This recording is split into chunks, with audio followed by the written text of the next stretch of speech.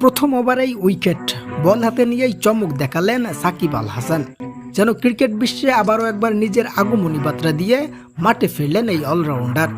প্রায় 176 দিনের লম্বা বিরতির পর প্রতিযোগিতামূলক ক্রিকেটে বল হাতে নিয়েই চমক দেখালেন বাংলার এই অলরাউন্ডার। পাকিস্তান সুপার লিগে নিজের প্রথম ওভারেই উইকেট নিয়ে তিনি আবারও নিজেকে প্রমাণ দিলেন দলের জন্য কতটা কার্যকরী তিনি।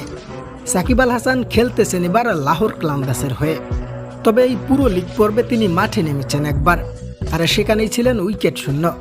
তবে প্লে অফের গুরুত্বপূর্ণ ইনিংসে সপ্তম ওভারে বল হাতে বোলিংয়ে আসেন সাকিব আল হাসান, আর সেই সিজনের প্রথম উইকেটটি নিয়ে বসেন বাংলার এই অলরাউন্ডার। তবে এর আগে সর্বশেষ উইকেটের দেখা মেলে সাকিবের 2024 সালের 27 নভেম্বর। প্রায় 6 মাস পর আবারও পাকিস্তান সুপার লিগে লাহোর ক্লান্দাসের হয়ে বল হাতে উইকেট নিলেন বাংলার এই সুপারস্টার। প্রিয় দর্শক, বল হাতে বাংলার এই তারকার উইকেটটি আপনার কাছে কেমন লেগেছে জানাতে পারেন আমাদের কমেন্টে।